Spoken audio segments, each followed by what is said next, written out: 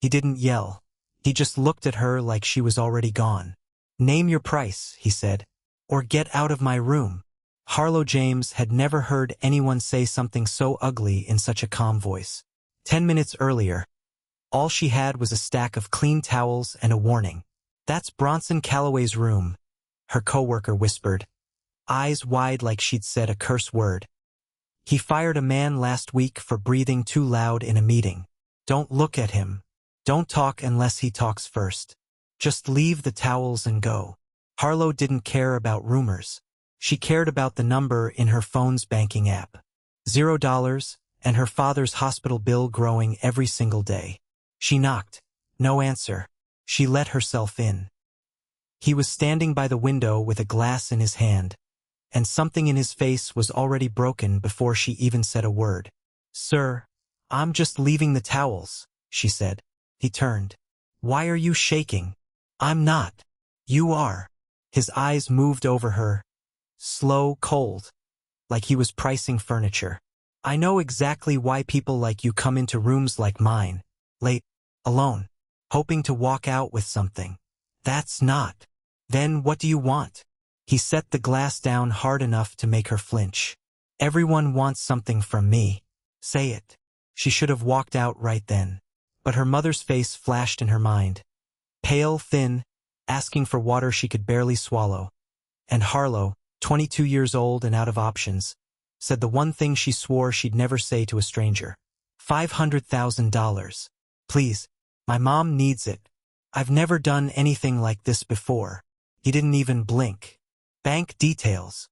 She gave them. He handed her a small pill and a glass of water first. "Medicine," he called it, voice already slurring from whatever he'd been drinking before she walked in, and told her not to mistake tonight for anything real. "I won't cling to you," she said. "I just need this to be over." She left before sunrise. She never looked back at the hotel.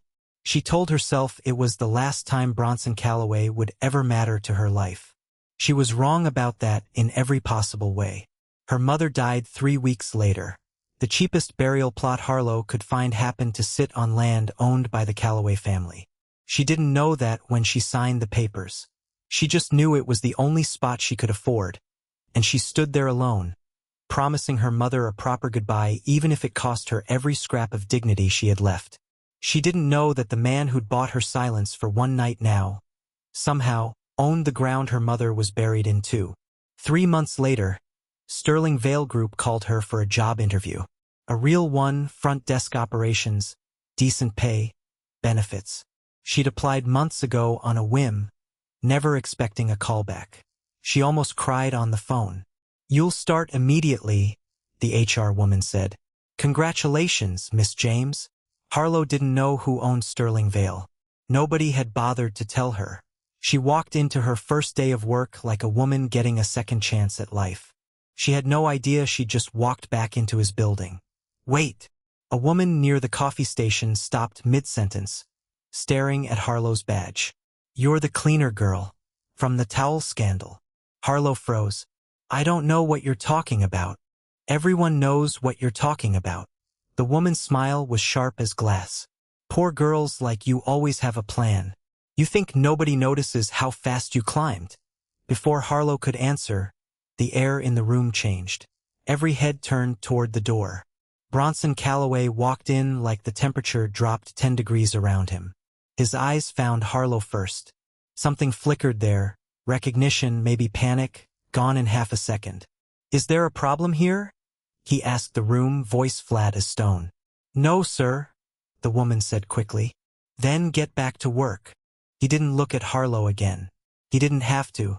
Every person in that room now knew her face was tied to his in some way nobody could explain, and that made her a target before her first coffee break was even over. 2 weeks in, she fainted in the hallway. Stress, they said at first.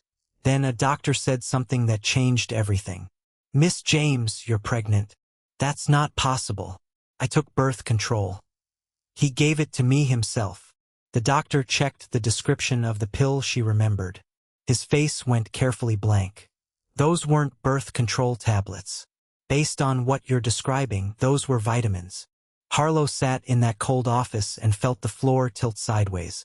She scheduled an abortion for that Sunday. She told herself it was the only clean way out.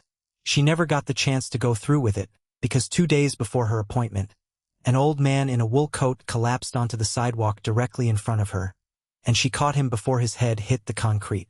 "You saved my grandfather's life," Bronson said, standing over her in a hospital hallway like a wall she couldn't get past. "I'm taking responsibility. It was an accident. I didn't ask for. I don't care what you asked for."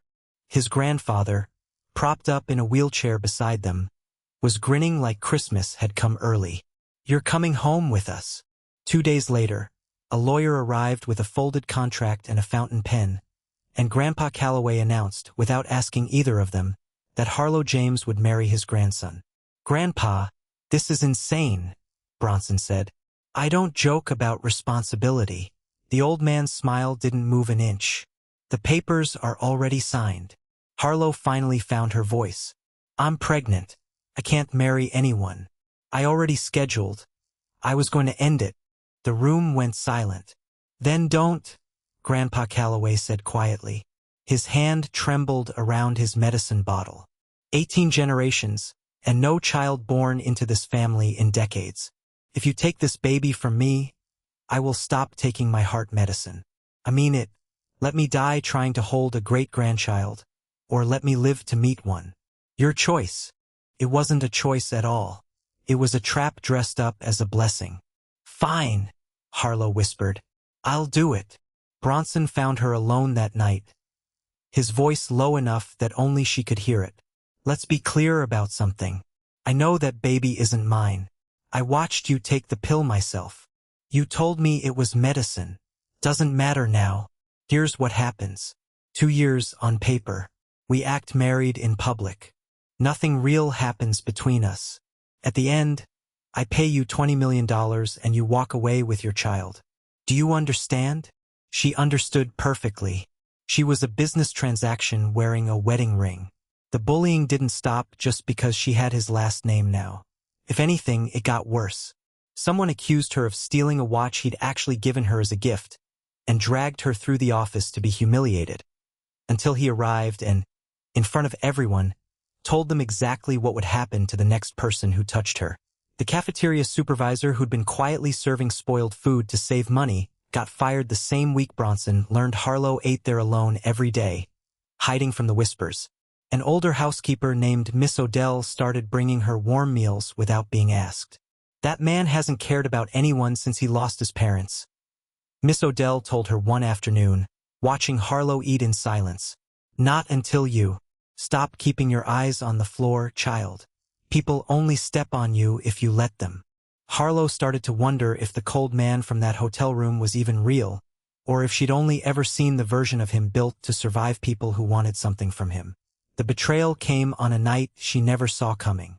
A coworker named Devin told her, urgently, that important files were sitting in cold storage and needed to be pulled before a client call in the morning.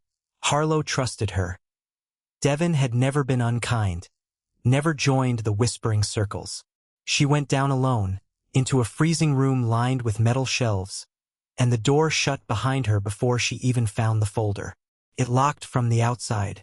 "Hello," she pounded on steel. "Somebody, please." No signal. No warmth. Just her own breath turning to fog in front of her face, and her hands pressed flat against her stomach, whispering apologies to 2 babies who couldn't hear her yet. She didn't know it then, but Devin had been paid to send her there. Paid by someone who'd been watching her rise with growing hatred for weeks. Bronson tore the building apart looking for her. Security footage. Fingerprints on a spare key found in the trash. A face that matched, cold and clear on the screen. He found her curled on the floor, lips blue, barely conscious. "I'm here," he said, voice cracking in a way she'd never heard from him. "You're not dying here. Don't you dare sleep. The babies survived." She survived. But something in the hospital room afterward went quiet in a way that felt heavier than any of the shouting before it. He sat beside her bed for hours and said almost nothing at all. He just held her hand like letting go might undo something. That silence told her more than any apology could have. The DNA results came back a week later, after Bronson insisted on retesting everything himself. The pills she'd been given that first night truly had been vitamins. There had been no other man. There had never been anyone else. The twins were his. They had always been his. He didn't say sorry with words. He said it by clearing his calendar, by standing beside her at every appointment, by telling his assistant that if anyone in that building looked at her sideways again, they wouldn't have a job by lunch. "I judged you before I ever gave you the chance to be anything else," he told her one night. "I was wrong. About all of it." She thought the worst was over. She was wrong again. At her birthday dinner, a coworker who'd been chasing her for months showed up uninvited with sunflowers and a public proposal in front of the entire company. When she refused him, he grabbed her wrist hard enough to bruise, calling her a liar in front of everyone filming on their phones. Bronson crossed the room before anyone else could move. "She's my wife," he said, loud enough for every camera in the room to catch it. "She's carrying my children. Touch her again and you'll regret it for the rest of your life." By morning, the story was everywhere. The cold CEO in love, defending his wife on video. Harlow James wasn't the cleaner girl anymore. She was Mrs. Calloway, and half the internet had opinions about what that meant. The opinions got worse when a woman named Sienna showed up at Harlow's door with a furious mother in tow, claiming an old engagement promise that predated the marriage entirely. "You cannot marry someone else and disgrace my daughter," the older woman snapped. Then the daughter walked in, and Harlow's whole world tilted sideways for the second time that year. "She has a mango allergy," someone in the room said suddenly, staring at a childhood photo. Bronson always remembered because she almost died from it once. They tested her with fruit right there in the living room. She ate it without flinching. The real Sienna, the one from childhood photographs, had a red heart-shaped birthmark on her wrist. This woman had a faint, suspicious scar in the exact same spot, like something had been surgically removed. A DNA test confirmed it within days. This woman wasn't Sienna at all. She was an imposter who'd spent years pretending to be a missing daughter for money and status, and the real Sienna had vanished as a small child during a car accident decades earlier.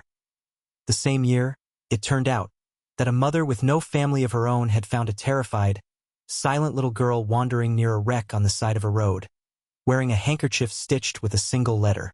That mother had named the little girl Harlow, because she'd walked into her life like a gift with no explanation. The old family driver's journal, discovered by accident during the fraud investigation, described everything: the accident, the little girl with the heart-shaped birthmark, the handkerchief he never returned to the family because he was too afraid of what he'd find. He'd vanished without ever telling anyone what happened. Harlow had grown up with a mark just like it on her own wrist, hidden for years under a bracelet she never took off. Her real mother, the Vance family matriarch who'd spent decades assuming her daughter was gone forever, collapsed into tears the moment the test results confirmed it. "I looked for you for 20 years, she whispered. "I'm so sorry. I should have found you sooner. The woman who raised me loved me with everything she had," Harlow said quietly. "She was my mother too. I need time before I can be anyone's daughter again." "Take all the time you need," Mrs. Vance said. "I'm not going anywhere this time." Grandpa Calloway confessed the truth on the same afternoon the twins were born, sitting beside Bronson in the hospital waiting room like a man finally putting down a weight he'd carried too long. "I didn't find you at that hospital by accident," he said, refusing to meet his grandson's eyes. "I investigated her after your mother's funeral. I heard what kind of woman she was, desperate enough to bury her own mother with dignity, kind enough to stop for a stranger even while breaking apart inside. I orchestrated the entire meeting, the collapse, the contract, all of it. I wanted to see if your heart was still capable of loving anyone at all." Bronson stared at him, stunned. "You manipulated both of us." "I gave destiny a push," the old man said, unbothered. "Sometimes that's all it needs." A nurse stepped into the doorway before Bronson could respond. "Mr. Calloway, your wife is asking for you. It's time." The twins arrived 20 minutes apart. A boy first, then a girl, both of them screaming loud enough to fill the entire wing. Bronson held his son with hands that had never shaken in a boardroom in his life, and now couldn't stop trembling. "I don't want a contract anymore," he told Harlow, forehead pressed to hers while their daughter slept against her chest. "I don't want 2 years and a payout. I want a real marriage, a real family. I'm choosing you, not because of the babies, not because of my grandfather, but because somewhere between that hotel room and this bed, you became the only person who ever made me feel like I wasn't just a name on a building." "Say it again," Harlow whispered. "I choose you. Every day. Not once." Months later, at a quiet family dinner nobody outside the house would ever see, Grandpa Calloway raised his water glass and looked around the table. His grandson, the granddaughter-in-law he'd once locked in a room out of spite disguised as love, 2 babies asleep in matching bassinets, and a woman named Diane Vance who still cried a little every time Harlow called her mom. "Nobody in this family will ever treat her like she's small again," he said. "Not in this house. Not outside it." Harlow looked around the table at every person who had once been a stranger, or a threat, or a lie, and were now the only home she had left. She thought about the girl who'd walked into a hotel room with nothing but a stack of towels and a mother's medical bill she couldn't pay. Terrified, ashamed, certain that night would define the rest of her life. She'd been right about that part. She just never imagined it would end here. Safe, loved, and finally, for the first time since she was a small girl standing alone by a wrecked car with no name of her own, no longer afraid of who might be watching. The last thing her adoptive mother ever told her, from a hospital bed years before any of this began, was that survival wasn't the same thing as living. Harlow finally understood the difference. She just wished her mother could have stayed alive long enough to see the ending she'd fought so hard to buy her daughter, one desperate, humiliating, $500,000 night at a time.